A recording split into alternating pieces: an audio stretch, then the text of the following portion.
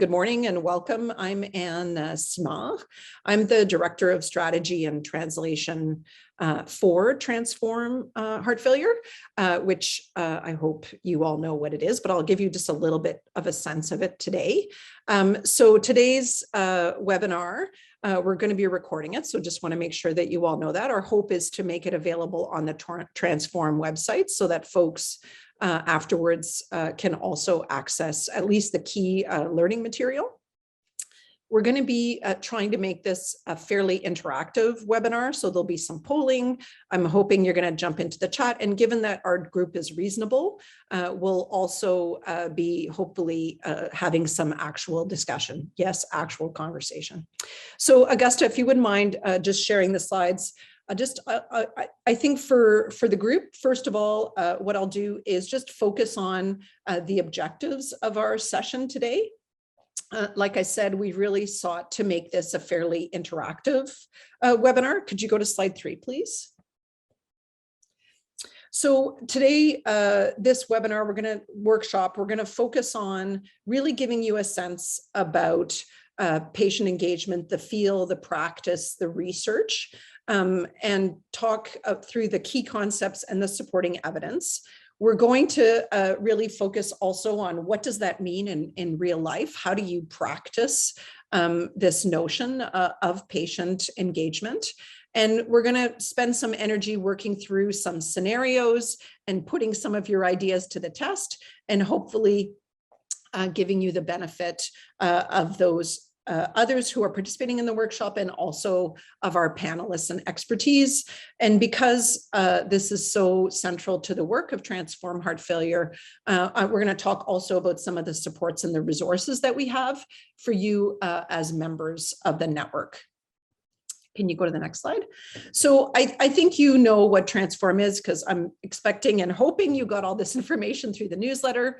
But really, obviously, our institutional strategic initiative is focused on digital innovation to really help deal with gaps in equitable access to heart failure care. And central to the work of our network is the notion of patient engagement. And by patient, we mean patient, caregiver, family member, but also community engagement. But today we're going to really focus on the patient side of the equation. If I give you a flavor, you probably know that our network is quite diverse. Could you go to the next slide, please? You know, we have a mix of disciplines. We're now at about 124 members. But covering many aspects of the university, covering other institutions that are affiliated, covering other institutes, and also including patient partners. And many of you are aware of our research competitions and our trainee awards, our collaboration grants. And we've now funded about $500,000 in research funding, and always central to our evaluation and our efforts is the place and the engagement of patients. So that's why this is so important to our network. The other thing is we're really committed to building the capacity of our network. And so not only do our research and our projects engage patients, but also we want to really help to make sure that we can do so in the best way possible. So today, I'm really delighted to introduce our panel, where we've really, I think, put together, I hope what you'll feel is really a nice mix of expertise. So the workshop, most of the content will be delivered by Dr. Julia Abelson, who I'm very delighted is joining us here from McMaster University. So Julia is a professor in the Department of Health Research Methods, Evidence and Impact at MAC. She's also a member of the Center for Health Economics and Policy Analysis. And really key for us today, she is the lead for the Public and Patient Engagement Collaborative. So you're going to hear from Julia when she really kicks us off. But I think, you know, there's nothing about patient engagement that's better than hearing from the patients themselves. And so I'm really delighted to kind of turn the mic over to Sheila Garapi, who's one of our patient partners, who's going to set the tone, because really, I hope you'll always be thinking about the patient voice and how to make it so central to your work. So Sheila, I'll turn it over to you. Good morning, everyone. I'm a retired federal public servant, and not surprisingly, I live in Ottawa. I'm also a heart patient at the Ottawa Heart Institute. I've been a heart patient for the last 35 years, monitoring a wonky mitral valve. But about 4 years ago, I developed heart failure symptoms, which proved to be due to an unexpectedly rapid deterioration of the valve and a brand new atrial fibrillation. So valve repair surgery and a number of procedures to control the arrhythmias later, after about a year and a half, I'm finally back to sinus rhythm, and I'm back to, hiking in the Gatineau Park, although the hills seem a lot steeper than they used to be. I'm also a family member of a heart failure patient. My mother developed heart failure, and over the next 20 years, it was managed with medication, but she was frequently hospitalized, and it was much exacerbated by some other health conditions that she had. So I've been a patient partner, a person with lived experience on a number of research projects, mostly over the past year. I provided comments on a research proposal for a CIHAR grant. I was a member of a peer review panel for a small grant program with Transformative, and I had facilitated introductions for a health researcher to staff in a cardiac care unit for her to be able to find women with experience of heart failure for her project. So, and then I've also looked at and commented on policy documents relating to patient engagement, both with Transformative and with the Ottawa Heart Institute. So today I can offer my perspective as a patient partner. Being a patient is very different from being a researcher. And so this is a great opportunity for you to ask questions and for me to share kind of what patients can contribute. Amazing. Thank you, Sheila. So you will have the voice of an expert, one of many kinds of experts with you today. So I hope you'll really take full advantage of it. Sheila has amazing perspectives to offer and advice. But really, to launch us into the content of our workshop today, I'll turn the mic over to Julia. Thanks very much, Anne.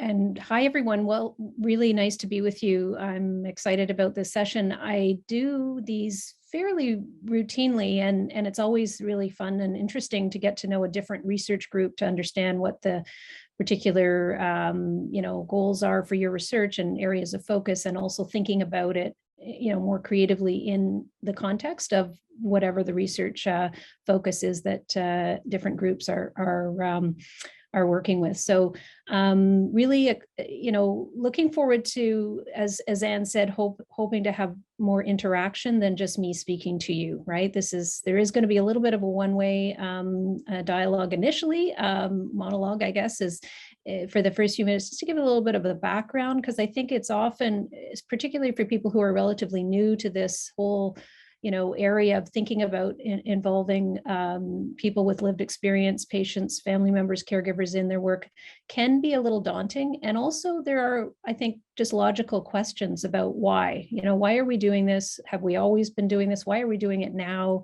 Maybe some of us feel like we've always been doing it this way. And so I'm going to try to capture a little bit of that discourse about more broadly where this whole paradigm comes from, what are the challenges related to it, and hopefully bring you into how do we move from the principles to practice, right? Because I think that's really what people are looking to take away from today's session is, how do I do this, or how do I do it better, or how do I do it in a more sustained way? My understanding is some of you may have some exposure to this and are doing this. We're going to find out in a moment with our first poll question, but some of you may be really, really new, and that's okay. We're looking to try to provide all of you with some a basic foundation, and some of you with a little bit more to work with. So if we could go to the next slide, please.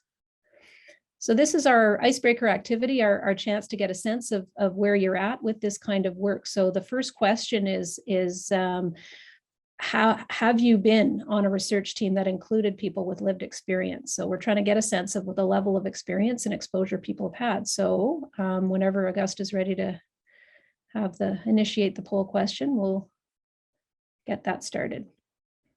So just a yes or no, have you been on a research team that included people with lived experience?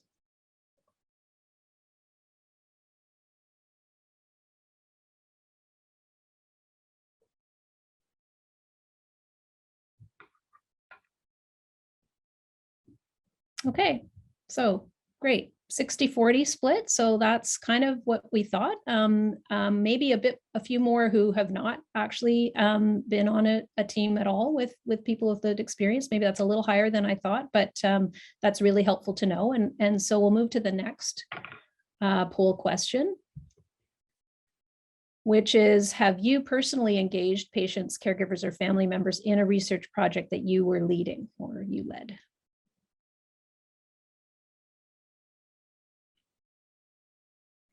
So some of you may have been involved in a team with others in leadership roles, but what about you yourself?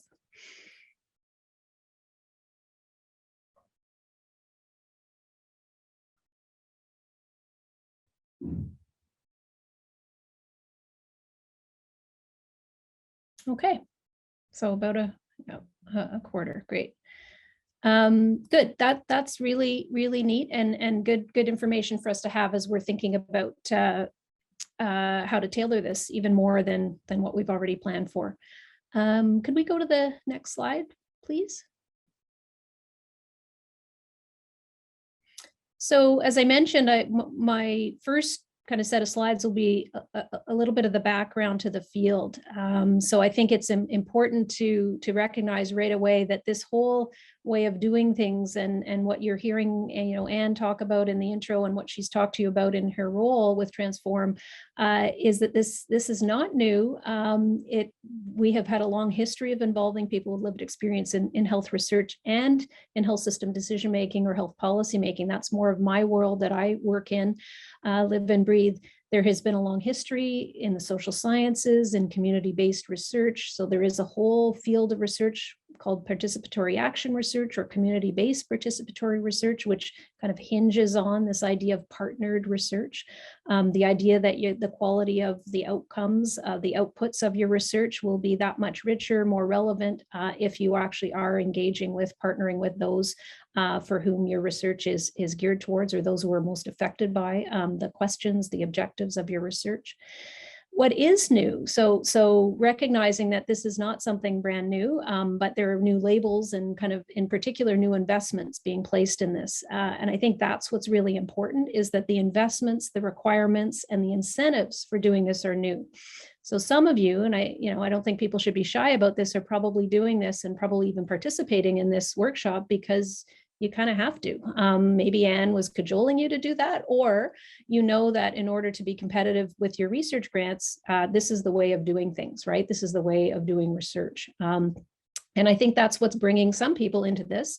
Others who actually have been doing this kind of work this way for a long time feel more comfortable. So I don't think people should be shy about that, but I think it's to recognize that there are new ways of doing this now because of the significant investments that are being put into this, and alongside of that, the incentives that go with it. So new in the kind of policy world that I work in, we talk about rules of the game, kind of shaping behavior, right? New rules of the game produce incentives, competition, uncertainty, and challenges, right? Like if this is a truly new way of doing things for some of you, it may not be super comfortable, and you're trying to get your head around what does this actually look like in practice. Next slide, please. So what I like to show in this background set of slides is this idea of at least a decade or more of kind of really concentrated effort and interest and focus on the patient voice and the patient role in health research.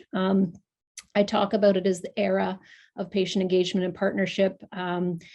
This cover of the BMJ, I think, captures it well. Let the patient revolution begin. The notion that it is not really okay anymore to be just doing work with patients as subjects.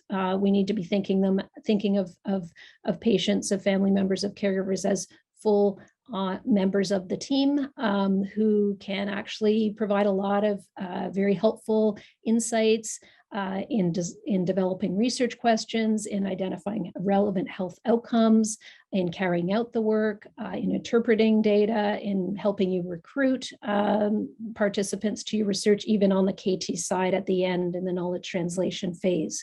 So this real shift from patients seen as traditionally as research subjects to those who are at least consulted in or even much more active participants, collaborators, and partners. And I think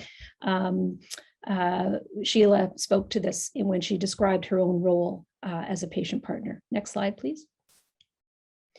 Just a couple of other sort of relevant reference points to this. Some have described this new paradigm, this new way of doing things, patient-engaged research, as akin to, in terms of the benefits, to a blockbuster drug, right? This isn't just doing this for the sake of doing this. There's in fact a sense that we will actually achieve better quality research or quality outcomes or higher patient satisfaction, better patient experiences, and ultimately possibly even some cost savings, right?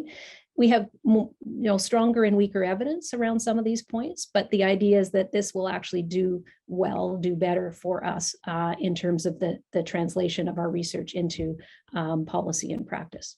Next slide, please.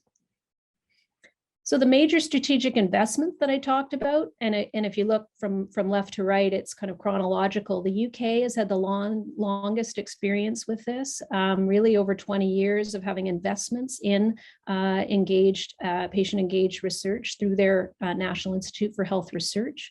So a lot of our learning has come from the UK and their long-standing experience with thinking about how to partner with patients in health research. The US, a little more recently, around 2010, through PCORI, the Patient-Centered Outcomes Research Institute, that was established actually a little bit earlier during the Obama administration. Also has a very strong emphasis on, again, patient-centered outcomes and engaging patients very actively in research. And then finally, our own Canadian Spore, or Strategy for Patient-Oriented Research initiative, which really is what is providing all of the infrastructure, the incentives, the kind of competitions that many of you may be applying for and may be part of your own research network. So when we have institutional arrangements like major, investments of funding in new ways of doing things, that tends to shift our direction, right? As researchers, we're looking to get, be successful in competition. So if engaging partners is the way to get funding, we need to start thinking about how we do that. And hopefully we also recognize the value of doing that along the way. Next slide, please. So in Spore's language, when they talk about patient engagement, they talk about, a couple of different concepts. One is this idea of patient-oriented research, right? And again, it's pretty self-explanatory, but important to kind of look at, exactly how they define it. Patients as partners, right? Focused on patient-identified priorities. So this idea of, even at the very early stages of developing your research, your grants, your projects, your research programs, the idea of bringing patients in to help you identify what are relevant priorities from the patient's perspective, right? And this, in turn, can help improve patient outcomes if you bring them in early along the way. And then this term called patient engagement, and now we talk about patient partnership, right, is this idea of meaningful and active collaboration with patients, right? And it could be at any stage of the research project or at any level in your research program, at the governance level, for example, in your advisory or executive roles, or more practically, right, in the execution of your research project. Next slide, please. And I think it's interesting and perhaps relevant for some of you to recognize that there are also changes in journals, right? Approaches to requiring patients to be involved, or at least you documenting in your submissions of your manuscripts to some journals. Certainly the big ones, the big health journals will ask that. How are patients involved, engaged in your research? And there's a section you have to write when you submit your manuscripts. This example here is actually an example of a journal that is actually co-edited by a patient and an expert in the field. And again, recognizing that real shifts, right? Major culture shifts in the way that we think about all steps along the way in the research process, right? Down to even the publication process. Next slide, please. So I mentioned these terms of institutional arrangements or legislative arrangements, right? This is kind of my world in the policy world. We pay a lot of attention to policy change and policy shifts. And again, just to touch on here, again, those of you who may be more familiar with how to take your work and actually move it into policy making, decision making within the health system, we actually have a succession of pieces of legislation, and this is Ontario focused only, of it aims to reorient the health system to be more patient-centered, more patient-focused, more patient-oriented. And I think the other example here is the broad kind of institutionalization of patient and family advisory councils and patient partner roles in healthcare facilities, right? In provincial health agencies, governments, health technology assessment bodies. So I know your focus is on the research side, but I think it's also worth recognizing that as you start to see, try to see your work move into policy and practice, you're also going to find that there's a very strong emphasis being given to active patient roles on the health system side as well. Next slide, please. So moving to clarify some key concepts, obviously important to ask, a number of questions and try to address them. Who are we trying to engage and partner with? You've heard terms like patients, family members, caregivers. They're all quite unique and different and important to think about them in different ways. And I know Sheila will speak to this in a few minutes. What do we mean by engagement and partnership? So what is the how of, what are we actually trying to do here and how do we do it? But most importantly, what are our goals, right? Starting with that. So different service users and different roles for different purposes. Next slide, please.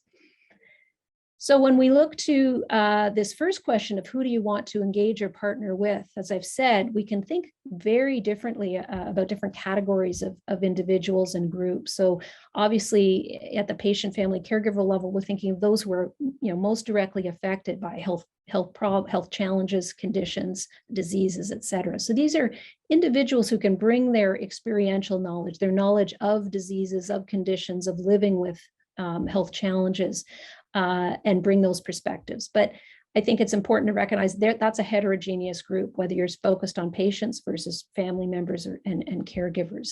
And I'll ask Sheila to comment on this in a moment, but I just want to also articulate these other groups of general or more specific populations. These aren't necessarily people with experiences with a health condition, but they're people with shared identities, whether that's geography, stage of life, vulnerabilities, or limitations, who may not have direct experience to draw from, but are also important considerations. So maybe even within a caregiver or patient category, you also want to be thinking about this other layered approach of what are their other unique vulnerabilities or demographic characteristics or stages of life. Stakeholder groups is quite distinct, typically referring to groups of organized interests in an area. So advocacy groups, industry, provider organizations, these are groups who speak on behalf of potentially patients and caregivers and others, but it very much a group and an interest-based approach to their activities. And again, the key takeaway being this important recognition of lots of heterogeneity within and across these groups. So Sheila, do you want to comment on that more fully? Yeah, I think the point I would elaborate, Julia just covered the higher level, is that within the patient group, and frequently you'll find definition that patient partner includes patients, family members, and caregivers. But as Julia mentioned, we have very different experiences of what's going on here. If you're looking for patients for a particular research study, ask yourself whether you need people with the experience of the thing that you're looking at, or whether it's a higher level. So cardiac patients, none of us have exactly the same experience. Even, my personal experience with heart failure was actually transitory. It was never my principal diagnosis. But even within heart failure patients, some have chronic heart failure conditions that are managed for decades. Others have very acute conditions or chronic conditions that become acute, and they wind up having transplants, which puts them into a whole new world of cardiac care. So ask yourself what you're looking for. Ask yourself if you need a mix of individuals with different types of experience. Caregivers can bring a lot to the table, particularly if you're talking around sort of the challenges of managing medications and hospital visits and that kind of thing. But the patients themselves and caregivers, they also all bring the rest of their life experiences. I volunteer doing tax returns for low-income seniors. So when I'm looking at a research proposal that's talking about how to access heart failure patients in the community, I'm well aware that there's a portion of that target group that is tech naive. They don't have access to the internet and they can't afford to get it. So I bring that understanding with me, and that's completely separate from my heart experience. So as Julia mentioned, the second and third groups on this page can also make very valuable contributions. In fact, in heart failure, there is an advocacy group that's made up of heart failure patients, and it's a remarkably good resource for finding patient partners. And also be thinking, again, if you're looking at research into how to access heart failure patients who are living in shelters, you're going to want somebody who's got experience of providing care to people in shelters, whether it's cardiac care or not, because they're actually trying to make it work. And the cardiac patients who are in shelters may actually never have been able to access that care. So it's a mix. And I think, that's where somebody with experience like Anne can come in to help you figure out whether there's a particular group you should be looking for within your patient partner complement. Great, thanks, Sheila. So we could go to the next slide. And also, if people have a very specific question that they want to ask or follow up on something as we're going, that's okay with me. Don't be shy. If I don't want people to miss the opportunity to jump into onto something very specific in the moment. So please feel free to do that. So this next slide deals with, and I know it's a busy one, and the intent was not for you to get into the weeds here with the detail, but it's just to show you that we need to also think carefully about the what, what do we actually mean in terms of involvement, engagement, partnership, and this other term that's often used, co-design, right? Each of these terms kind of has different principles to it, or at least implied in them, and different approaches, right, to doing the work, right, of partnering, engaging, or simply just broadly involving patients, family members, caregivers. So it is important to think about the how, right, and the approaches that you're going to use. And to be honest, it's really beyond the scope of this introductory workshop to get into a lot of the detail on the what. I think this is where, and again, it needs to be driven by the goals of your research. What are the timeframes? What are you really looking to achieve? I think that should be driving your decisions, not only about the who, as Sheila discussed, but also about the how. We could have a follow-up discussion just on this particular slide of the different approaches, because there are many, and there are different views about what works best under which circumstances and which types of research. Next slide, please. So, and then as I've alluded to, the really important thing is to let all of this be driven by your goals, right? And objectives. So we talk, and this is more theoretically, we talk about at least, 4 categories of goals that maybe that you're pursuing, or maybe that your patient, partners are pursuing. And we tend to think about instrumental or quality goals that are more outcomes driven, right? As that's the natural one. Like, we want our research to be better or more reflective of the priorities of our patients. Because we want to improve health outcomes, right? That's kind of what we're all after. There are also democratic or legitimacy goals that are more process driven. Like, for some people, it's like, I want to make sure that the decisions that are made, or the process of doing the research, really, is inclusive, is legitimate, is accountable, and there's an accountability loop. And you've really shown me that, you've included voices or engaged patient partners in a very fulsome way. Developmental goals, or more capacity driven goals, are also really important. I can't tell you how many research projects I've been involved in with patient partners in active roles where they've said, I learned a ton, and I actually gained, all kinds of skills from my experience in this research project. So don't underestimate what you are doing in terms of helping to support patient partners to become more active kind of agents for themselves in their own, healthcare decision-making roles, or as they move on to other research projects or in other, spheres of their life. Those capacity goals are quite significant. And then for some, it's kind of down to the rights or ethics around this, right?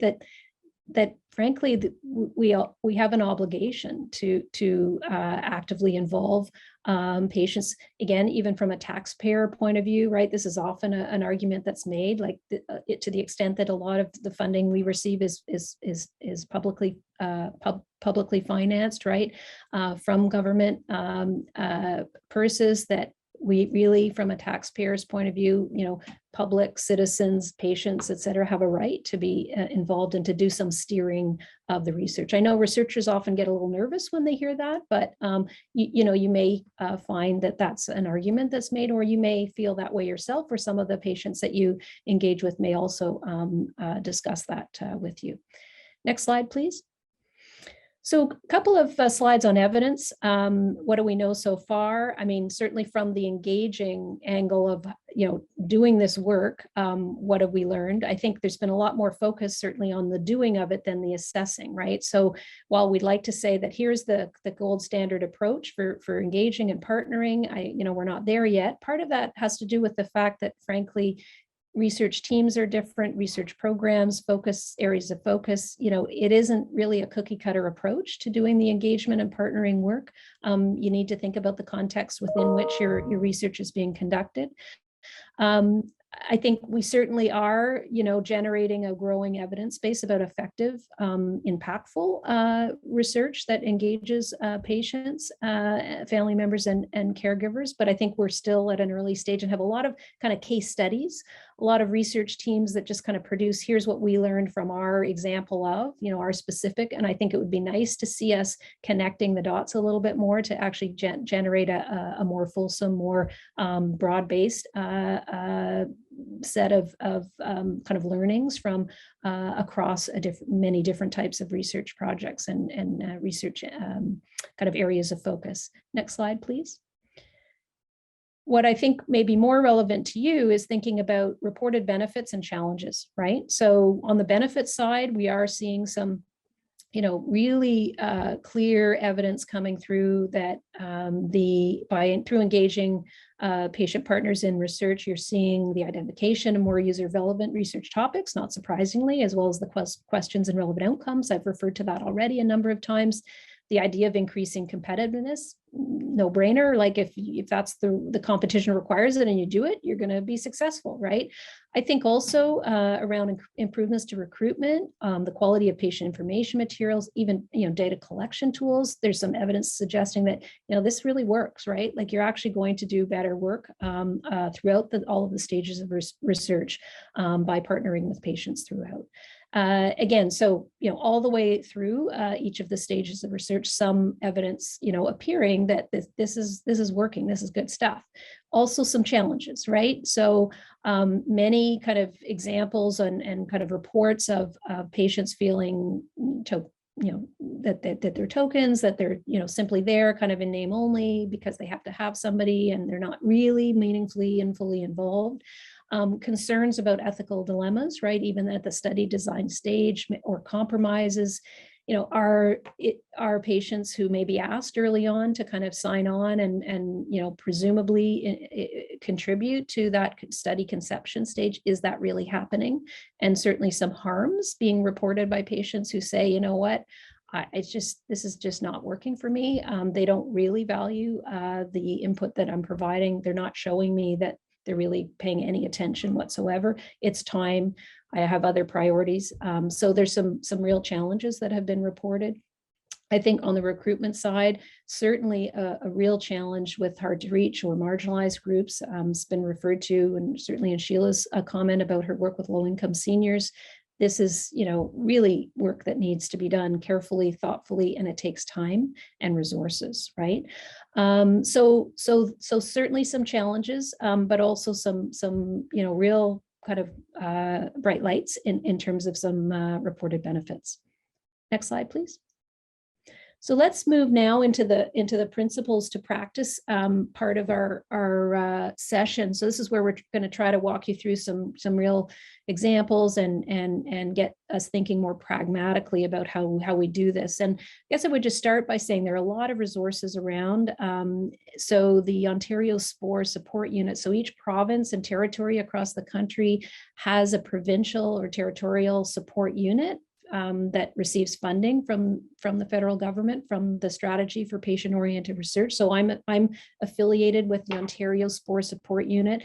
That's how I've been engaged in this work with you, and I do provide a lot of support to research teams throughout the province who are trying to develop their skills in this area.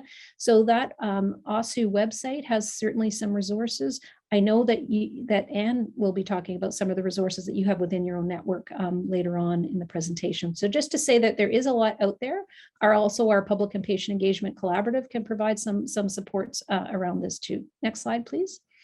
In general, I describe 5 key areas to work through as you're thinking about doing this work. So what is the scope or level of engagement and partnership? So again, back to the who, what, why questions that I've already talked about. Really important to think about, recruitment and selection. How do we clarify and negotiate roles with our patient partners? This is not something you just kind of say, okay, do you want to be part of my team? Let's go. There's actually a little more to it than that. What are we, thinking about recompensation? Some patient partners will absolutely not want anything. This is my volunteer work. That's an offense to actually ask me to be paid. And others feel the exact opposite. What? You're having me come and contribute. You're all getting a salary and I'm not. That's not right. So compensation is an important issue and a sticky one. And then of course the orientation and supports for these partners and advisors, as well as the researchers. So we often think, what are the supports that our patients need? What do they need to, to be able to do work, to be able to partner with me? The researchers need just as many supports to actually do their work well with patient partners. Next slide, please. So, I don't have to explain to you all of the stages of a research project, but I think it's important to, work through that systematically, like as you're approaching this idea of thinking about how we involve people with lived experience. So what aspects of the research are we going to involve our partners in? And I think it's really important here to be realistic and honest. If you for whatever reason you can't do it through all of these stages, be honest with your patient partners about this. I think there's nothing worse than committing or promising something and not delivering. So I think really important to think clearly, realistically about what you can do and why, right? But think about this at your team level, and ideally you'd be thinking about this with your patient partners as well. Next slide, please. So involving people with lived experience in research, right? The roles and responsibilities, right? I think I alluded to this idea of different levels, right? So the potential to be involved in the governance of the research, as well as contributors to different stages. And so again, just important to think through what does this look like, right? How am I going to set up a separate patient engagement committee of its own, or are our patient partners going to be engaged fully as members, as contributors to our executive committee, our advisory committee? Basically, they're embedded, in every committee in all aspects of the governance structure. Similarly, how am I going to get them to contribute to the different stages of the research process? And I'm going to pause here and just to remind myself, because I don't have the slide numbers. Sheila, is this one where you're weighing in, or are we going to the next one for you? I think it's the next one. Okay. On recruitment. Great. Next slide, please. Right, so we're at this really important stage of thinking about identifying and recruiting our lived experience partners, and there are a number of key considerations. I think I'm just going to leave the slide up and let you work through that while Sheila is talking to it from her own experience. Thanks, Julia. So I was recruited into the heart failure research through a post on a Facebook group I belong to called Canadian Women with Medical Heart Issues. And that Facebook group is loosely affiliated with another Facebook group connected to Heart Life Canada, which is the Heart Failure Patients Advocacy Group established by and on behalf of heart patients. Those are the members. So I was interested, I filled in a form and, was upfront about my cardiac condition and interests and other experience. I had made some contributions in commenting on documents at the Heart Institute, but not with research. And then I was, I guess, accepted. I don't know how this happened in the background, but then I was assigned to a team, which not coincidentally was being coordinated by Anne, to look at a particular part of a research project. So when you're recruiting, keep in mind that there are social media networks of heart patients. Some are specific to a particular type of heart disease. Others are more general. So this Facebook group I am part of is actually all types of cardiac disease. And an experienced coordinator or another patient with lived experience or somebody who's just an experienced heart patient may be able to point you to sources of potential patient partners. So, for example, I mentioned in the intro that I had facilitated a researcher finding cardiac unit staff, actually mostly in the rehab group at the Heart Institute, who have a network of women with cardiac issues, some of whom have heart failure. So that created a mechanism to put out the invitation to recruit women who might be interested in contributing to her project. So when you then do recruit or bring somebody in, or if somebody puts in their name and they're not a fit, it's good manners to follow up and just tell them not for this time, we'll keep your name. And when you are recruiting, if you've got a form for people to fill in or just questions to ask them, think about what would be helpful to you. In many cases, it's a very specific type of experience. Have you had experience with this medication in the last 2 years, sometimes in this province? I saw a post like that last week. So I don't qualify. I don't live in that province, and that's not my medication. But if you want just a more general recruitment, you can phrase it that way as well. So that's kind of my experience of the recruitment side. Great. Thanks, Sheila. Can we go to the next slide? So clarifying and negotiating roles, right? Again, I would say just a couple of quick things here and then ask Sheila to weigh in, right? It's never too early to be starting to do this. And it's not just something you do at the beginning and then, okay, done, you check in periodically, right? You never know when things might go a little bit off the rails. And so important to have those periodic check-ins to make sure things are working. Often, teams will identify a person who becomes a liaison person of sorts with the patient partners, and they're the key contact. And I think this is extremely important. And I know Sheila feels very strongly about this. Somebody that the patient partners know, they have a name, they know how to reach them, and they're their kind of go-to person on the project. So, it's clarifying expectations for involvement. So as part of these early discussions, so the patient partner wants to know, like, how long is this project? What am I signing up for, right? What am I expected to do? How often am I meeting? When am I meeting? What are the activities? And I'm finding, increasingly patient partners I'm working with are asking for kind of terms of reference, like a guidance and something that it's not a full on contract, but it's just like, let's be clear, right, at the outset of what, and recognizing that there are things that shift and change over the course of research. We all know that. And I think your patient partners are quite reasonable. They often have been in lots of different types of positions themselves and worked and, have lots of their own experiences, not necessarily in research, but in relevant spheres of activity. And they'll get that. But I think it's being, very, very explicit up front. Like, this is kind of what the plan is. This is how we envision it, but also seeking their input, right? What do they want to be involved in, or how do they see themselves being able to contribute? What you think is worthwhile for them to be involved in, maybe not be what they're interested, or frankly, what they think they can most contribute to. There may be something else that they feel that they're actually in a better position to contribute. So it is a dialogue, not about you saying, okay, here's the list of your responsibilities. Now go do your work. And then, to just allow for enough time for those discussions and showing that respect and commitment to meaningful involvement. So Sheila, do you want to add to that?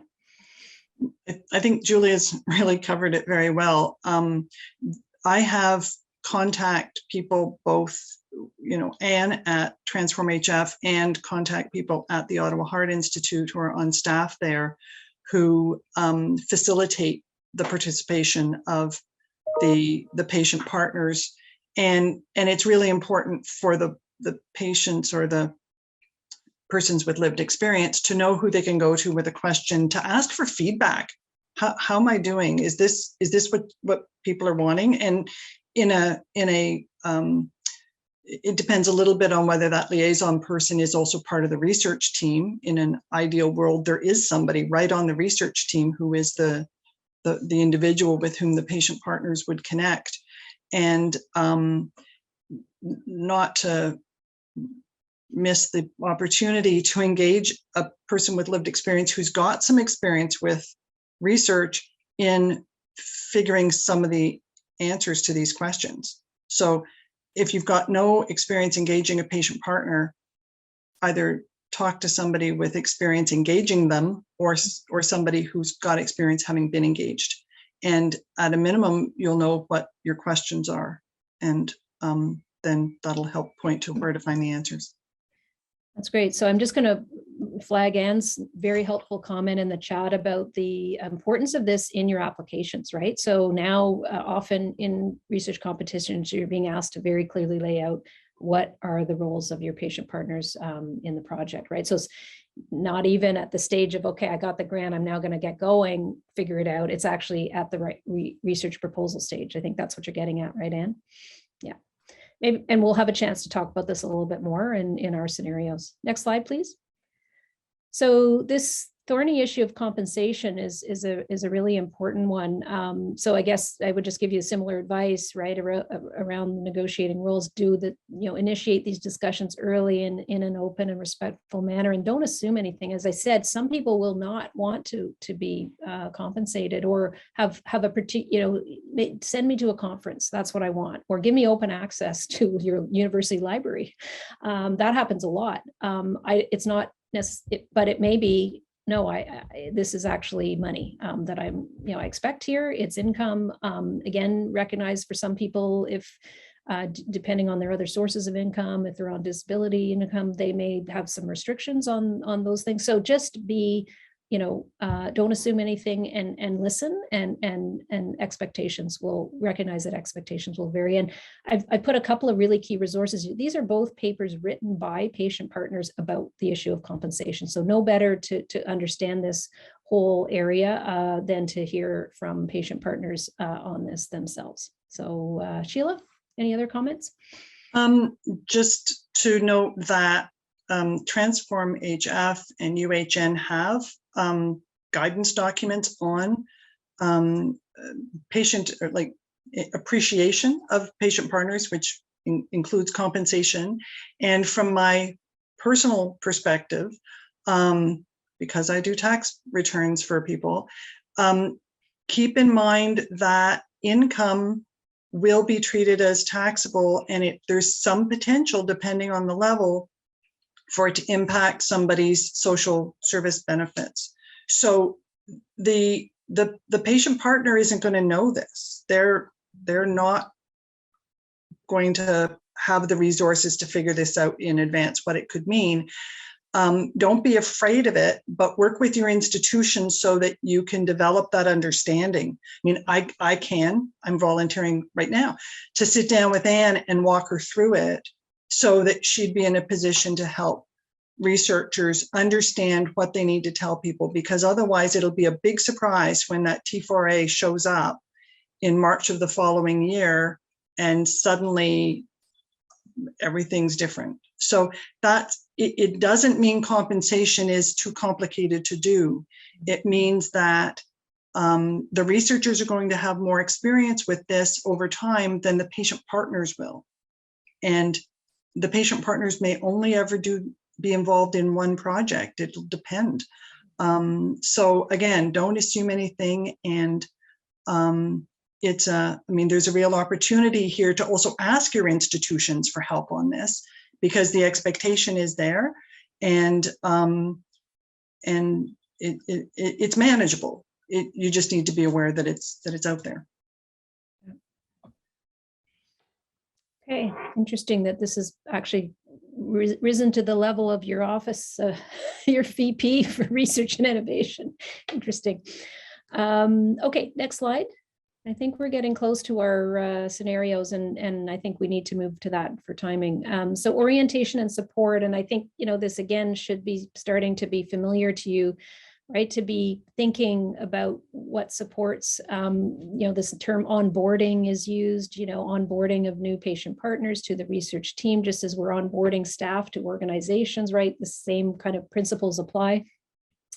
What do they need? Again, could be a much longer list, and Sheila may have other things to add, and I'm sure she will, but a good understanding, as I said, of the research goals and the process. So the big picture, right? What are we here to do? And what is this, looking like?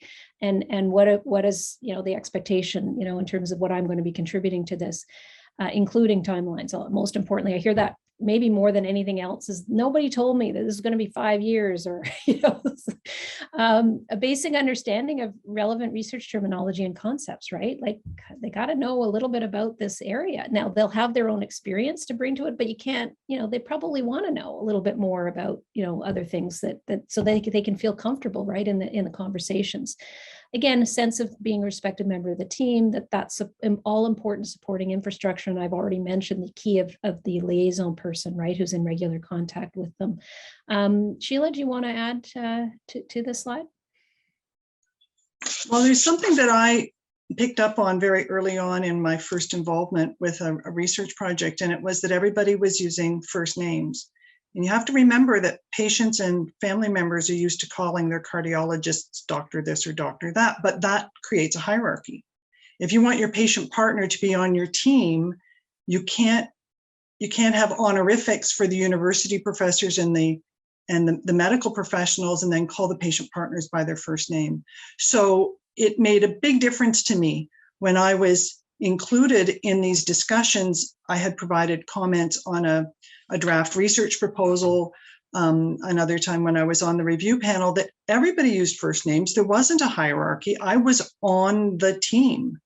And where my input or comments couldn't be incorporated or accommodated, I was told why it wasn't a fit. So there was learning for me, a great deal of respect. We can get into it a little bit more in the scenarios, but it's just something to remember that bringing a patient partner onto a team means adding them on a level playing field, and that will make a huge difference to the quality of their input and their willingness to input and their willingness to possibly input something that's not going to be helpful. So just keep that in mind. Okay, next slide. Great. So we're at our scenarios, and I'm going to turn things over to Anne. Amazing. Thank you, Sheila and Julia. And I hope everyone now has a little bit of a grounding, a little bit of a level playing field. I'm so struck by that comment you made, Sheila, about first names. I think I know exactly what you're talking about. And I think it's so important. I got to think about that more. So what we thought we would do is really hopefully open the floor to discussion and conversation, building off the sort of foundational elements that Julia has gone through, and really the context and considerations that Sheila, I hope, has flagged for all of you to consider. So we're going to talk through a few scenarios that certainly members of our network are facing all the time, and really kind of want to see where folks feel they're at. So here's a classic that was from last year's Heart Failure Network Team Grant. So this is a competition that CIHR launches, and amid those very painful pages on ResearchNet, that basically it's talking about that we must demonstrate meaningful mechanisms for patients, people with experience, to engage in core research activities. And as Julia was talking about here in the project's governance structure. So they also talk about the criteria. I put them up here because I think it flags some things for all of you to think about, how interdisciplinary and multi-sectoral, how strong is that engagement? How appropriate is it? And then also, the extent to which they reflect the true diversity of the research question that we're trying to tackle. So assuming some of you are hoping some of you have thought about these kinds of things, my question to you would be, how would you approach this expectation? Or, what do you think might be appropriate and strong patient engagement in this research competition? So can I ask you to put some of your thoughts and comments in the chat? And maybe could we unshare the screen and allow for a little bit of dialogue? So how would you approach that? You've got a competition, there's all these expectations. Where would you even start based on what you've heard so far?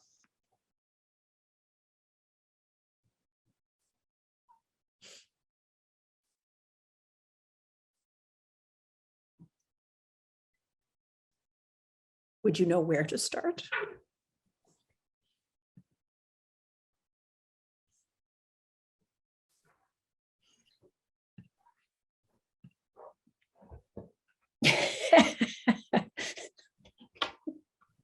Is it too complicated? All right, so let's think. Let's tease it apart in the elements that Julia just talked about. So how would you, for example, think about approaching recruitment? What would be some of the things that you would consider?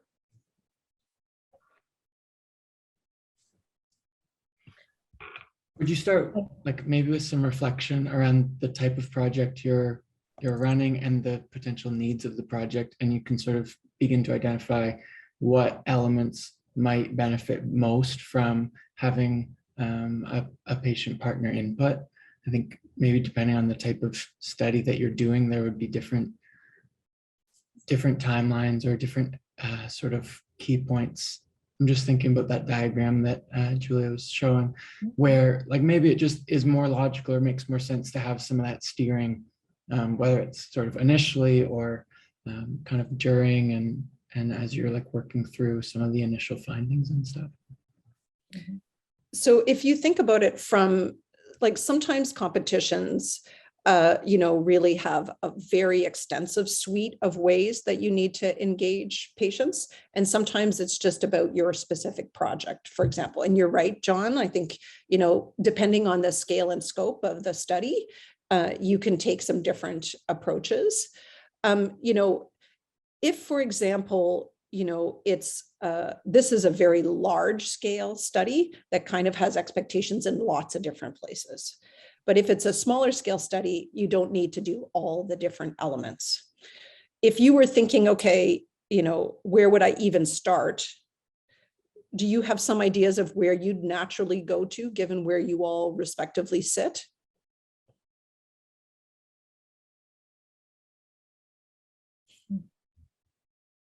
Ahmed, that's interesting. Do you want to jump in and comment on what you're thinking? Where would you put an ad?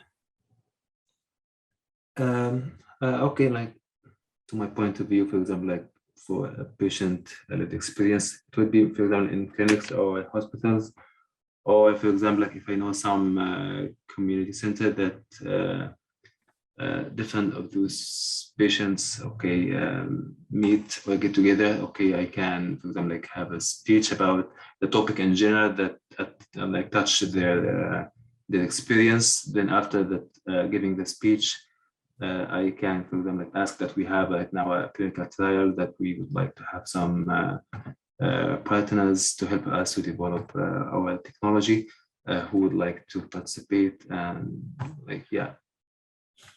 benefit for the development of the research. Different things, but ads at these locations, or as I said, in social media, there are many groups in social media that we can introduce, give, for example, make a video and put the video inside to give some idea about the benefits in general, the disorder, the disease, and how to make your lifestyle, change your lifestyle to make it better, having this kind of disorder, then give by the end, okay, that we are doing research to advance this and this and this, and you might benefit from joining us, like different things, I think. Yeah. Yeah, no, I think the personal touch is a really nice one, in the sense that, you know, it's your research study or your field of interest, and then you're kind of inviting people in, and, you know, building that relationship is a very important part of kind of creating that trust and that kind of do like that dialogue. Do other people have thoughts about how they might approach kind of that initial, how would I find people who might be interested in my research and might want to be partners? Go ahead, Fareed. Thanks, Anne. I certainly think the social media route could be a good one to go through. So Twitter could be a good resource. I'm thinking from the perspective of systematic reviews. Normally, we wouldn't be doing a topic that's in our healthcare area. So like I'm in the setting of heart failure, but if I'm interested in a different disease area, I may not have access to patients to try to partner with a clinician and try to get access to their patient roster and find folks. So putting a little tweet out there to say this is happening and we're looking for patient partners with lived experience, I think that could be a good place to start. Do you want to jump in, Julia? That's great. Thanks, Fareed. Yeah, I was just going to say, I mean, the both of the examples, what there was, I think Chris who said I'd email in and get connected to a patient partner network. I don't know if that was a bit of a tongue in cheek, but actually exactly right. Like that's, you know, if I'm understanding your role, Anne, and you now know Sheila, those of you, you know, who didn't know her before, like you have an infrastructure. So that's an obvious go to, right, immediately, especially if you're thinking of maybe more experienced people who've actually had some involvement in some research already. I think that's an important consideration sometimes is, you know, if you're really new to this, you may want to partner with someone who has a bit more experience with these roles initially, as opposed to trying for you to be new in the role and a new patient partner. I think also in those governance roles, often, you know, somebody who has a little more experience is probably a good person to you know, approach initially for these roles. The only other very practical bit of advice I'd give you, and I'd be interested in if Sheila agrees with this or has similar experiences, the idea of never asking a single patient partner to be a member of a committee of all researchers or experts or clinicians. My experience, and I've been told this many times, is it's minimum of 2 patient partners for all kinds of reasons. I mean, one is just also if they are actually patients, they may be unwell and not be, you know, they may need to move in and out of the project. And so having another patient partner there so that you always have that perspective, also just for comfort and just them to have a peer, really, really important. And so that's a very like practical bit of advice for you. And I think committees and reviewers are kind of savvy on that now. And so that might be where you might fall down and like, wow, they only had one patient, you know, the 20-member committee. That shows that they really didn't get the importance of thinking about critical mass, right? I would even say that for any small research team. I think we do, as a rule, never just have one patient partner. I mean, today we do, but Sheila is so much more than one person. But if you're on like an ongoing committee, we never just have one. And we've always gotten lots of feedback from family, caregiver, patients that was really important because they do kind of mutually reinforce each other and kind of, I think it's, and it also is important to just give weight to that presence on those groups. So thank you, Chris, for deferring to me. I appreciate that. But I guess one of the questions I would put to you, all of you, I don't mean just you, Chris, but, you know, as you prepare, yes, you can get support to find a patient partner, but how do you think you might adapt, you know, kind of your approach as you welcome that person onto the team? Have you given some thought to that? So, you know, maybe you don't have the network, but, you know, you are introduced to that patient partner. Where do you think you'd need to start when they first come into your research project?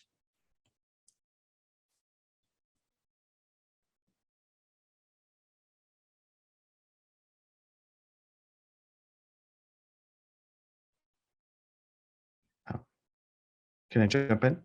Mhm. In one experience that I had, we felt that it was helpful to have a separate meeting with the patient partners right off before even bringing them to the big group. So we have 3 patient partners. We had a separate meeting with them. We sort of had that initial contact as to what our goals are.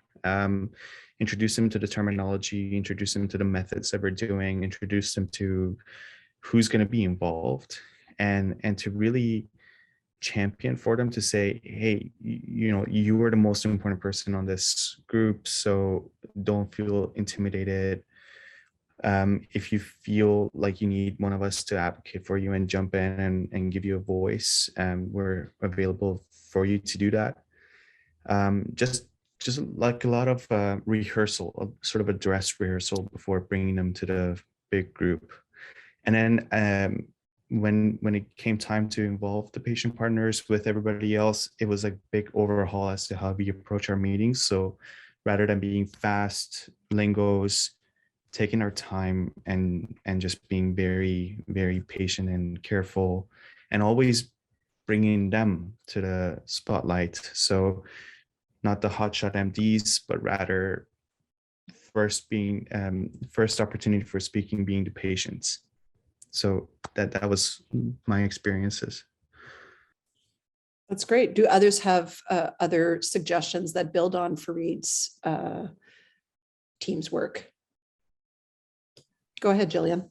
Yeah, thanks, Fareed. I really appreciate that. I think similarly, I would say, understanding their style of work. So I've worked with some folks that, they'd rather just be a little bit more informal and, chat on the phone or go for a coffee or, understanding, what's comfortable for them, because sometimes, people want that formal relationship, and then others, they want to be a friend and be that, that relationship first.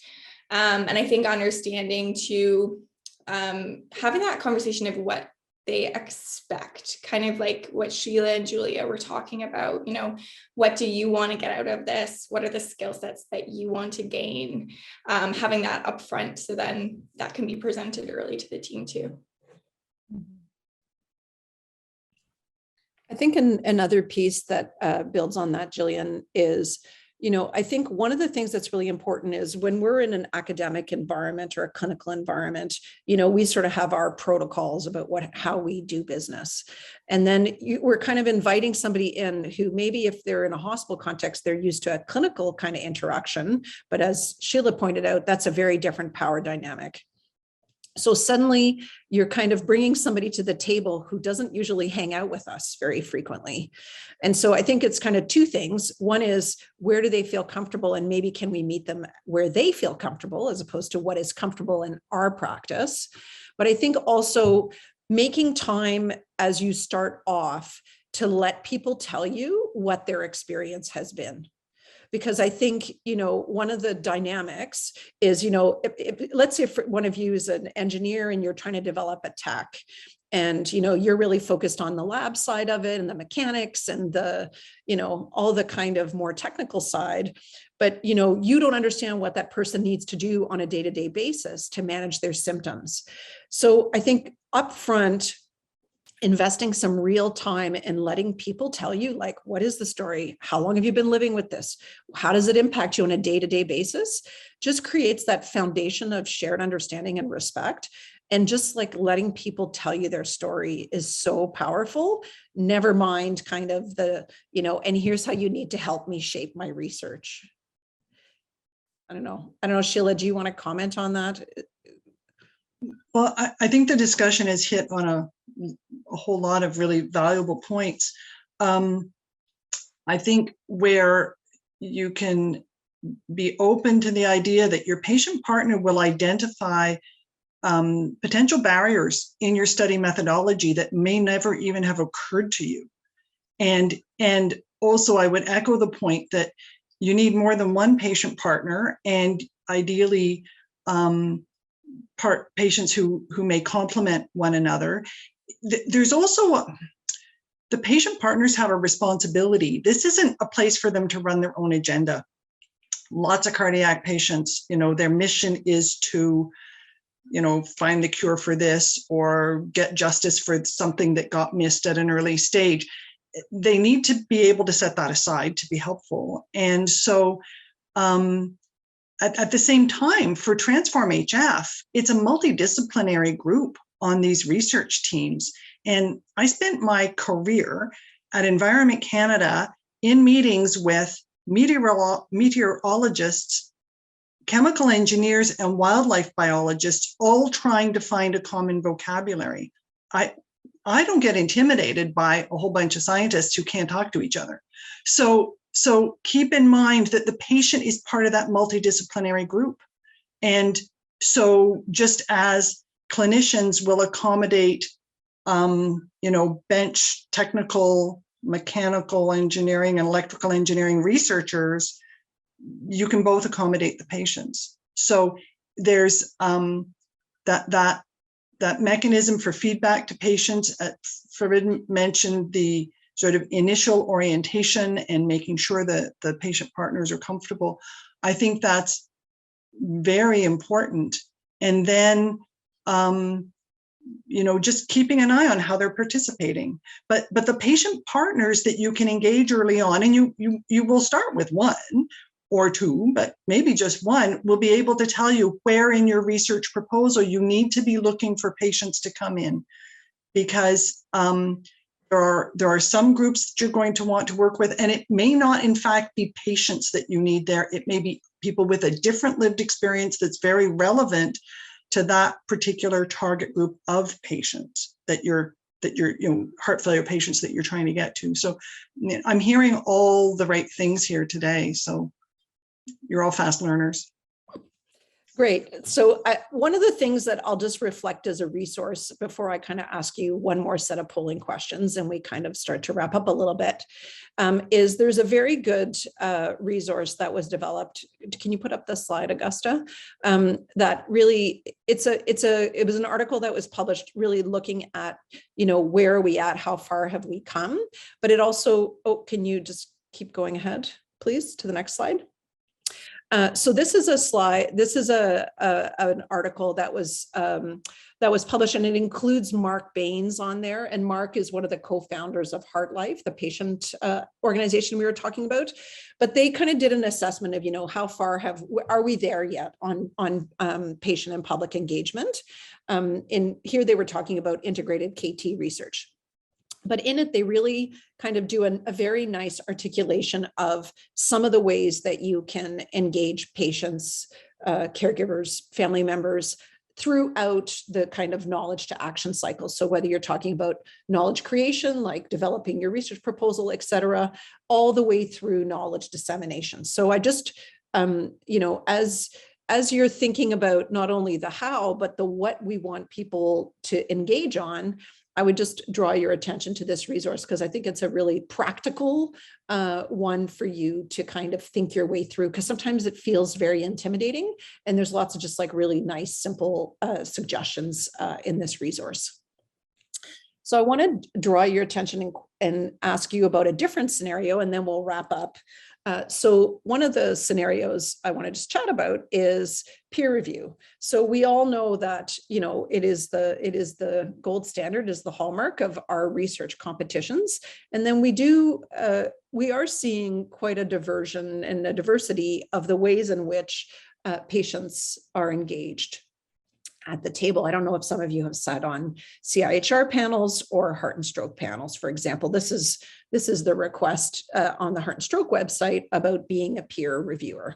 So can I just pause for a second and just ask you a couple little quick polling questions and then reflect on that just in the terms of Transform HF. And then Julia will talk to you a bit about how we evaluate patient engagement. Do you want to put the poll up?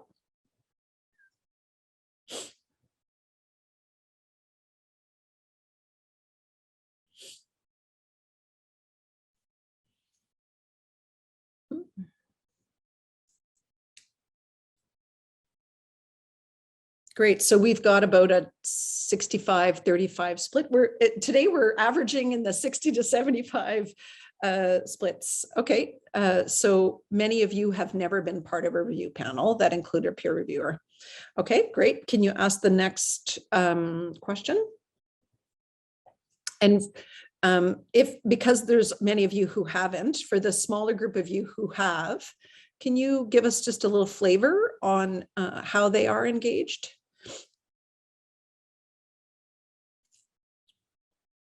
So, okay, so we got a couple. Oh, good. So you've seen in your experience a diversity of kind of engagement, from commenting, critiquing the lay review, a couple of people who I suspect were Transform HF peer review members, or others just listening to the deliberations. Okay, thanks, Augusta. So just one of the things I just want to put to you, because you're all members of our network, is that for Transform, because of the nature of our network, we do have peer reviewers who are on the panels, because not only do we often ask you to include them in your projects, but they also are part of the decision-making about what we'll fund. So as you think about that and everything you've heard today, think about what are the kinds of things that they're obviously looking at all the criteria, but also thinking about the relevance, the feasibility, how much is it really addressing the vision and the goals of the network. And also, as we think about engaging patients in research, the ultimate is that they would be arbiters of what gets funded. That doesn't mean that we're not looking for scientific excellence. It doesn't mean that the panel doesn't include to have all the expertise required to assess the quality of the science. But I think bringing that other lens to the discourse is very significant. And I just want to encourage you to think about that as you do work within our network. So Julia, can I turn it over to you to speak to evaluation? Sure. I'll do it quite quickly. I just want to point to a few resources and just comment on, firstly, this BMJ editorial where a group of us were asked to write about the growing field of evaluation of patient and public involvement in research. And the punchline, right, is if you're serious about engagement, you also want to be thinking about evaluation, right? If you know how well you're doing. And we can think about that in formative evaluation terms, kind of more continuous quality improvement, as we've been discussing, or more summatively at the end of projects, and looking at even at impacts. Next slide. So, where are we at with it? Not surprisingly, if a lot of our attention has been paid to how to do this, well, we're kind of lagging on the evaluation side, but not surprisingly, researchers are interested in evaluating their own, engagement. So because I work on the health system, health policy side, I would say they're much further behind in evaluation because these aren't researchers doing the work, right? These are kind of health system manager types, right? So the good news is the research community is starting to really, pay attention to evaluation in their work in the engagement space. Next slide. And I just put a couple of examples here that you can look at on your own. I know the slides will be shared or the recording. So this is just a good example of a BMJ, again, an actual formal evaluation looking at the impact of involvement on enrollment and retention. So very specific, right? Looking at a systematic review of the literature and meta-analysis. So you can look at that on your own time. Next slide. This is a very different one. This is more of a qualitative impact study, which again is interesting because you're trying to work through what are the pathways to impact. You're trying to understand from the beginning stage of design and conceiving of your research project all the way through to the end. Can you actually map the pathways of impacts? So just a couple of examples of really interesting, thoughtful approaches to evaluation. Next slide. And then I've just put here several evaluation resources. So the first one is a toolkit of a number of kind of curated evaluation frameworks and tools. This has actually been around for a little while now, so I'm not sure. I think they're continuously updating. It should be reflecting all of the new tools that are out there. So you can look at that. This is through the University of Montreal Group Center of Excellence on partnership with patients and the public. The second one, the PPET, or PEAT as I call it, is my own evaluation tool, which we released in 2015. Just kind of when Spore was getting going and people were looking for tools. So it was nice, landed at a nice time. And A lot of people use that tool. It actually is comprised of 3 separate questionnaires, one focused on the patient partner level, one on the designers or the people planning and executing engagement and partnering, and then one at the organizational level to look at kind of the culture side of it, what kind of infrastructure, policies, overall direction are we, how are we doing with that? So you could look to that. And then the most recent one, which we just released, the Engage with Impact Toolkit, and this is supported by Ministry of Health funding in Ontario. And again, more geared towards the health system side. So our new Ontario Health Team model that has been established and is being rolled out in Ontario, but is intended to be a comprehensive module-based toolkit to support organizations wherever they are. So from the early stages, or maybe if they're further along, so you can kind of pick and choose which module makes most sense to you in your work. So I just offered those 3 resources for you to check out. Next slide. And that's me if you want to reach me to follow up on any of that. And I'm done. Thanks, Julia. There's a question here, Sheila, for you, which is asking about your perspective about clinicians recruiting patient partners from their own patient population. I don't know within, hospital settings whether there's rules around this, but I do know, I have seen that the cardiac rehab programs will frequently put out the word that there is a research project looking for either study participants or someone to engage at an early stage. When I put the researcher who was looking for women with experience of heart failure, it was actually in touch with some staff members at the Ottawa Heart Institute because I knew where to find those staff members. And the discussion was whether the word could be put out to patients in the heart failure clinic.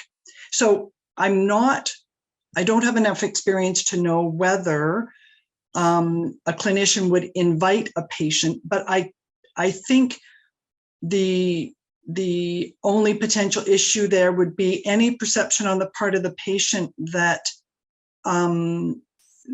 this could have any influence on their care from the clinician. So I haven't got this experience, but I think a patient being a patient partner on a project with their own cardiologist or cardiac surgeon could be problematic because their relationship is like the patient-clinician relationship is by definition hierarchical. So I think I would avoid that, but it doesn't mean that certainly I've seen proposals where the study participants were going to be recruited from a clinician's partners. That's a little different from sitting on a committee with your cardiologist and critiquing the thing they just said. So I think you need to be sensitive to that, but the Ottawa Heart Institute actually has a mechanism for patients who are interested in being patient partners to sign up.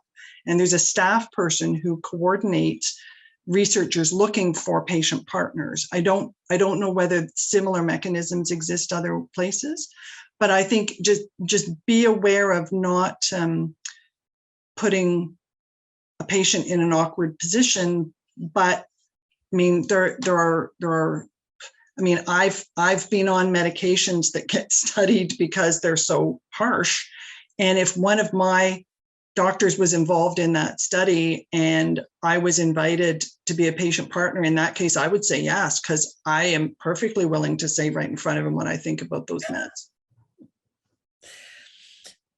I think there's a lot of ethical complications. I think there's both, to your point, there's being a participant in a research study and then being engaged sort of on a project in many different ways. I think both of those dynamics are at play. Sometimes the engagement roles give a certain distance from care, and sometimes it's very close to care. But I think that's an important question for all of you to consider as you think about reaching out to patients. I will give you a bit of a flavor for some of the ways that we can support you as you look to engage patients in your work. So as you know, we do have a policy, and I'm happy to share that. I think for all of you who are part of our network, it's important for you to know that we allocate funding for compensation and engagement, and that compensation is an eligible expense as part of any awards or grants that we give. Can you go to the next slide? We do have ways that we can promote and advertise your studies and your what you're looking for. We post on the Transform site. We have a new patient education site that we're launching next week for all patients of the Peter Munck Cardiac Center and Ted Rogers. And then we've also got a newsletter, if you go to the next slide, which now we've got like somewhere around 3,000 people who are subscribed. So lots of opportunities, and we're really trying to do that. And then we're happy to work with you, myself or Augusta, to really think through some of the dynamics and some of the questions that you're grappling with, or thinking about, what are the right patients for the task at hand, or the right way to kind of open up the opportunity for the network of patients who are very interested in influencing heart failure research. I don't think there's any other burning questions. I think I will close off on behalf of everyone for thanking you for participating, really thanking Julia for sharing her insight and her expertise. I hope that you will visit and check out all the resources that are available through the center and through Julia's work. And hopefully we will bring her back to go down and dig in a hardcore way on where to go. And essentially also, most importantly, a huge thanks to Sheila for not only being a patient partner in many projects that we've been involved in, but for being here and really sharing with you kind of the perspective of a patient as we strive to do all of this better and hopefully achieve the best outcomes possible.